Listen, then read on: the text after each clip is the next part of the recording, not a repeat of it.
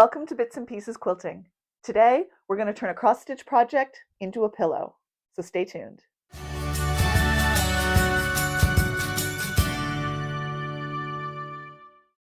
Hi, I'm Michelle, and today I want to show you how I turned a cross-stitch project into a pillow. As you'll hear in the video, this cross-stitch project has some real sentimental value to me.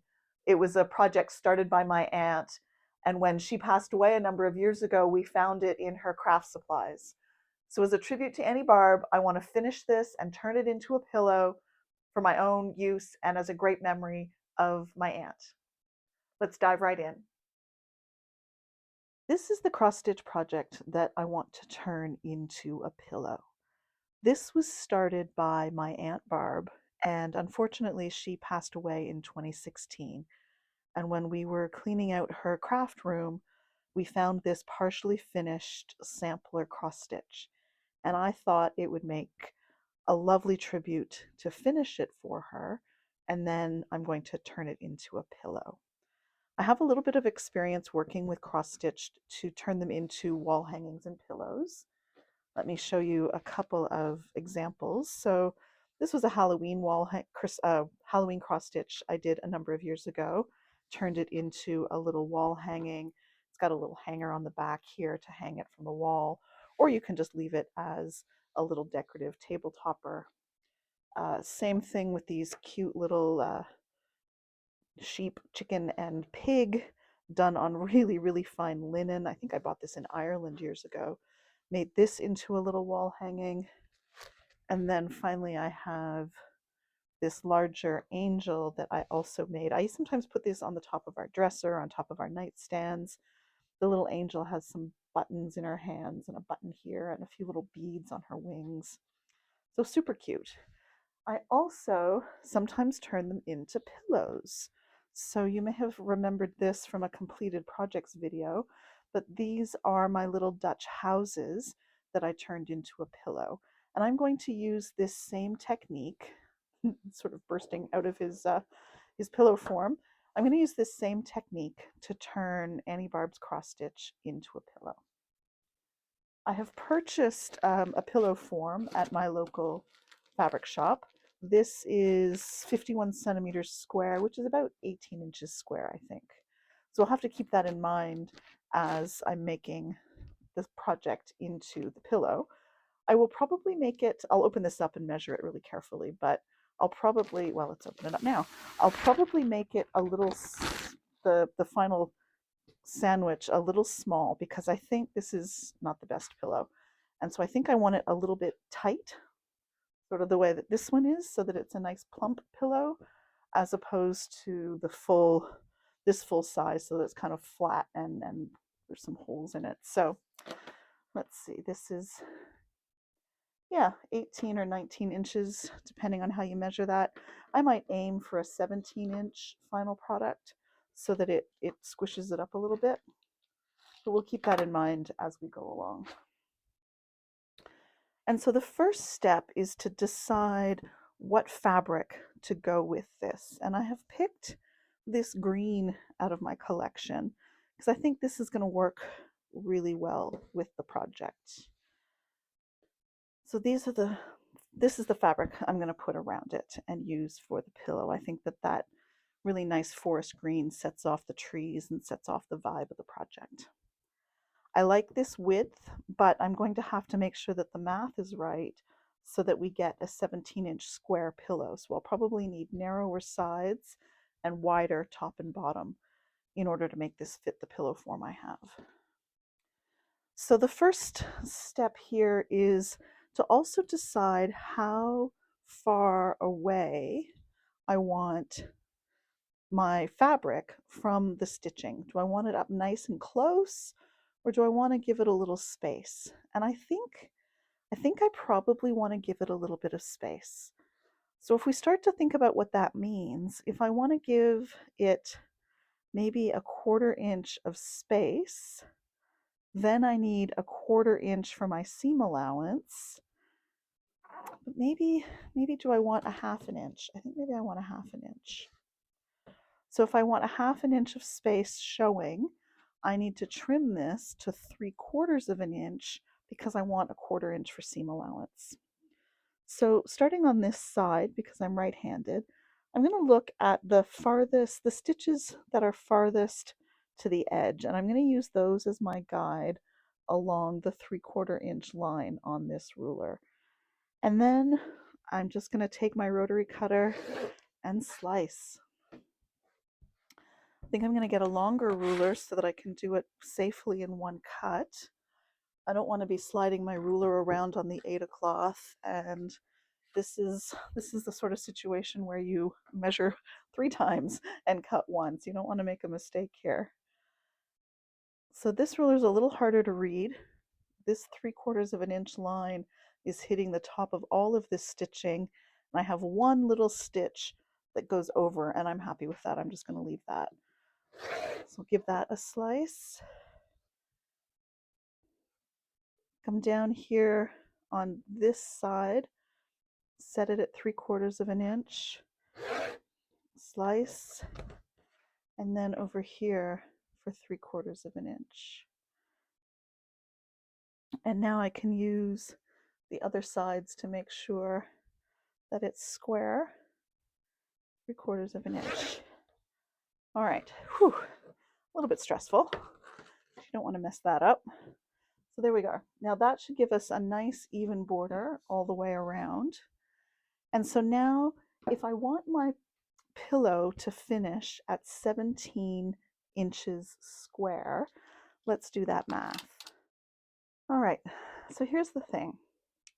This is now a square 17.5 inch top that I could make a pillow out of. But I don't like it. I really don't like the thick top and bottom borders. So what I think I'm going to do is remake this fairly cheap pillow into a rectangular shaped pillow. And that way I can then make this have even top, bottom, and side borders. And I think that's just going to look a lot better. Because this isn't just some random piece of fabric, because this does have special meaning, I think I am going to take the time. I'm going to start with the pillow, because if I mess that up, it's a $7 or $8 pillow form. So if I mess that up, it's not the end of the world. If I'm able to get the pillow reshaped to the size I want, then I will take these borders off and re-sew, probably a tiny bit thicker on the sides, and then have the top and bottom match so that we can get a pillow worthy of Annie Barb's memory. Let's do it. So I've taken my, let's call it inexpensive pillow form, and I just started to shake it. And a lot of the stuffing settled itself down into this bottom half. And that made it quite easy for me to sew about 5 inches across here with no stuffing. I had a small casualty when my shaking resulted in a little bit of a rip here.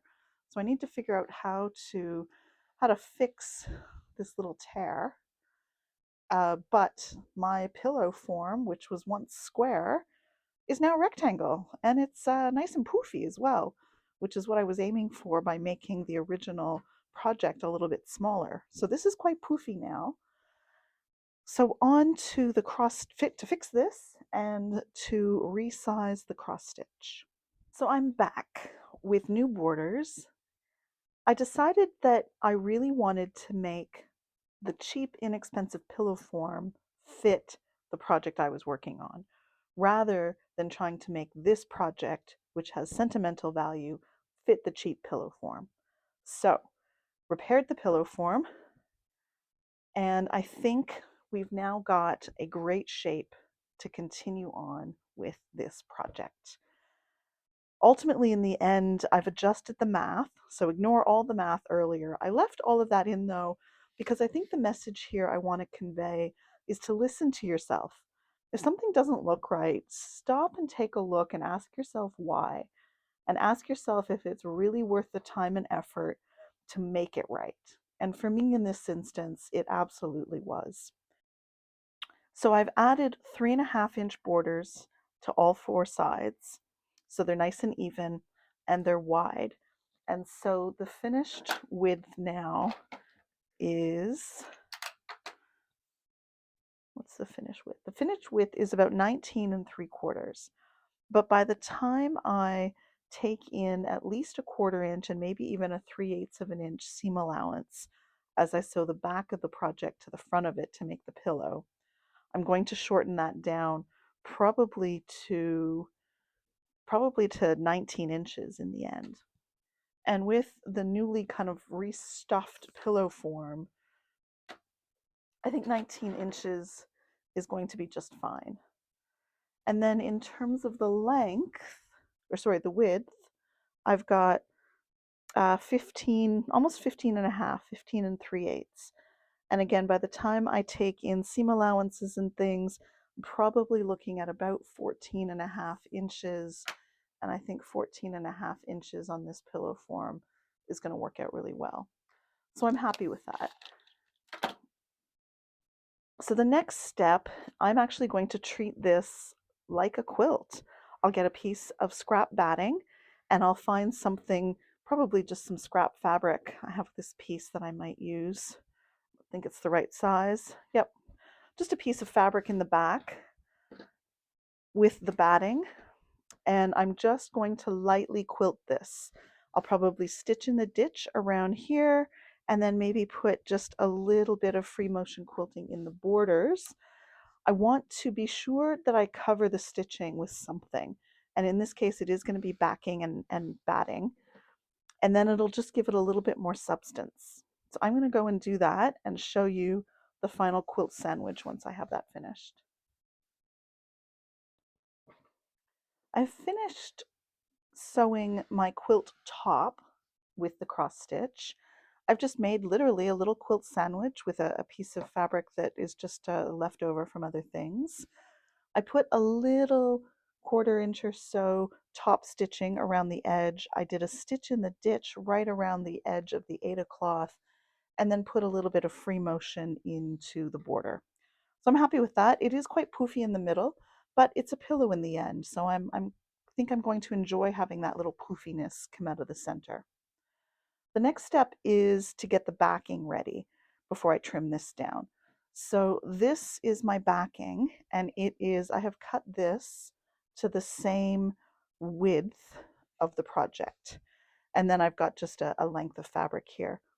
Now I learned from this pillow that I want to make this overlap significant. Because this pillow is overstuffed and because my overlap isn't very wide, the overlap, I can feel it with my fingers, the overlap here is only about 2.5 inches or so. And by the time you get to this really stuffy part, it's actually kind of pulling apart a little bit. So I have learned my lesson to make this overlap fairly significant on this project. And so what I think I'm going to do is give myself a good, probably 4 or 5 inch overlap.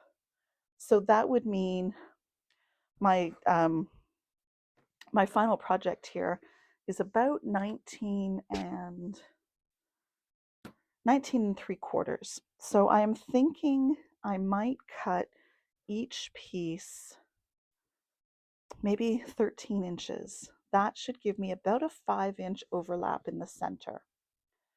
So I think that that's what I'm going, and actually, you know what? I think I'm going to cut it 14 inches because I want to fold the edges so that they're finished, and that's a double fold. So I want to make sure I have enough fabric to do that. So yes, I'm going to cut them 14 inches and then 14 inches in this direction. Yeah, that's going to give me a nice overlap, and I think I definitely want that for this project. And I have the fabric anyway, so I might as well do it. So let's move this out of the way. I've already trimmed off the salvages here. So to get 14 inches, my ruler, this ruler is 5 inches wide. So that would mean I would want to set 5 inches plus 9 inches will give me 14 inches. And let me just double check because this is all I have of this fabric. Yes, that's 14 inches. And let me double check it here. So yes, that's going to be to about there. And then the second piece will come into about here. And I think that's going to be perfect. So 14 inches, make sure it's straight across the top and bottom and give that a slice. Now this fabric is not as thick as I would like. And now that I have made this into basically a quilt sandwich, it's got a lot of substance to it. So I think what I'm going to do is look into my fabric I'm not very fond of drawer and find a couple of pieces of fabric that are this size that I can just stick in here underneath.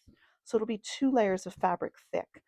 You won't ever see it, but it'll just give these pieces a little bit more substance. So I'm going to go find those, and then I will show you how to make this back and get it ready to sew to the front so that we have a complete pillow.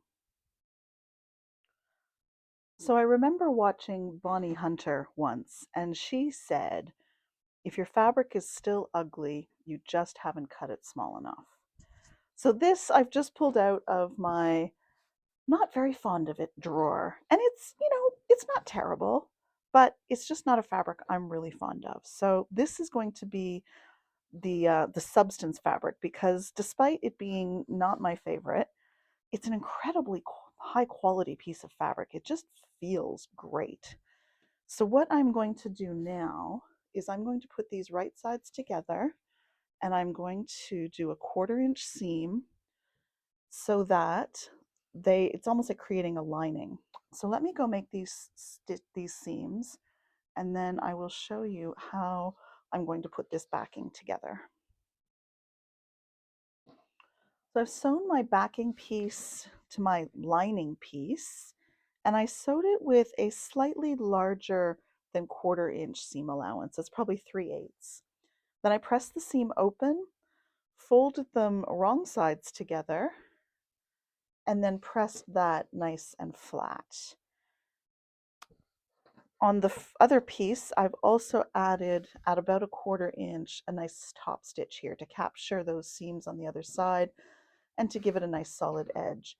So I'm just going to go and run that 1/4 inch seam down this one as well, and then these will be ready to be integrated into the back of the pillow. All right, so both pieces are finished. So now I want to square up my quilt sandwich. And by square up, I mean just trim off all these extra pieces, these extra edges. So with my long ruler and my sharp blade, I'm just going to give this a trim. Oops, I'm going to have to turn this board so that it's long enough. There we go.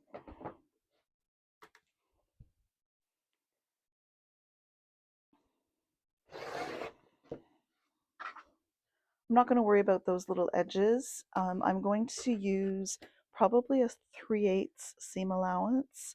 I think a 1/4 inch on this is just a little too tight given all the layers that I want to sew through. So I'm going to use a 3/8 of an inch seam allowance. And so that will catch any of those little stray bits of batting and things. All right. Turn this back around. Here we are. Finished quilt sandwich with a little poofiness, but I'm all right with that. So with all these pieces made now and made properly, I actually had to pull these apart because I did them wrong, but now they're right. It's now time to layer all the pieces together and sew this pillow together. So with right sides together, I'm going to line up these corners, and then right sides together here as well. Line all of this up. And because I have so many layers, I am going to clip this together so I can take it over to the machine. And then at the machine, I'm going to use a walking foot because I want to make sure that all of these layers go through the machine evenly. And a walking foot will help me do that. I'm going to pin this all the way around, or clip this. Pins would work as well. I really, really like the clips because they're just so easy. Take it to the machine. I'm going to use a slightly wider than 1/4 inch seam allowance. I'll probably use a 3/8 of an inch seam allowance. Again, because there's so many layers here, I just want to make sure it all gets captured and it gets captured nice and securely. So with that clipped, it's quite the wild collection there. But once we turn it right side out, you won't see any of these stabilizing fabrics. I'm going to take it over to the machine, stitch that all the way around, turn it out for the grand reveal, and then stuff in the pillow form and see how it looks. So my layers are all sewn together.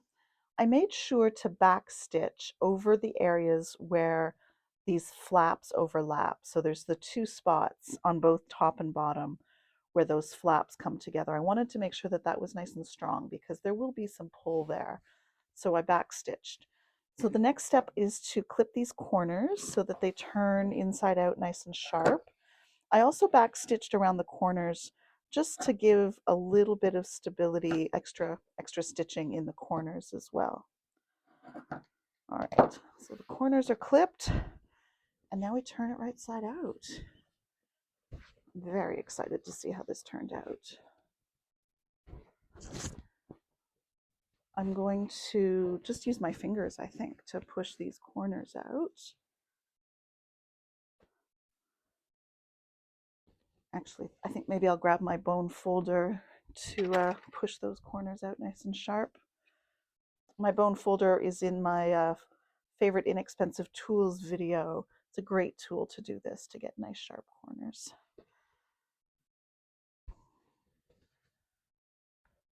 The second one.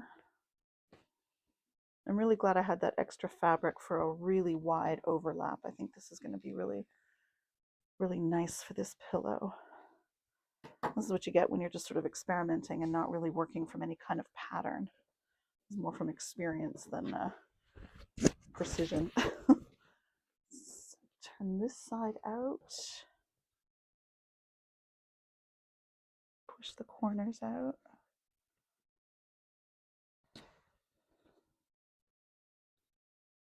And the last corner.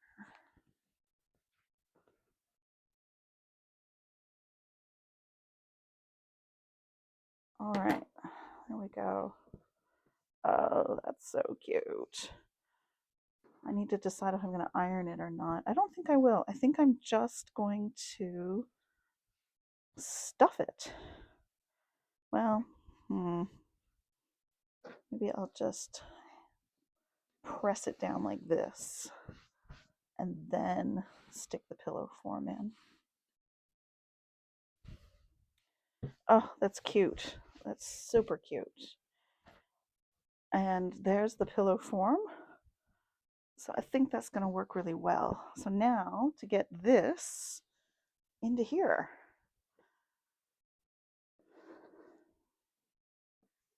I think it's going to be a nice firm pillow, but that's okay. If I'm actually going to use it, and I will, I don't want a weak and flabby pillow. I want a nice firm pillow.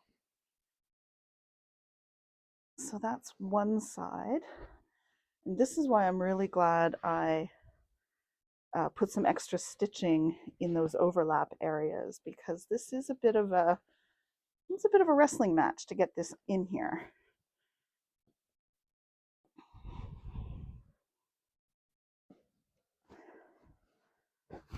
All right. Oh, wow. All right, that needs a little massaging, and I need to work that pillow form into the corners, but there it is. I think that looks so, so good. I'm really glad I went back and adjusted the size. This is a nice complementary shape to the stitching instead of that original square shape. I hope Annie Barb likes it. It'll be a really fond memory of her, and I'm thrilled with the final product. Thanks very much for watching. This is the finished pillow, and I'm absolutely thrilled with it. I hope you enjoyed the video, and if you're a stitcher, I hope you will think about turning some of your projects into pillows just like this one.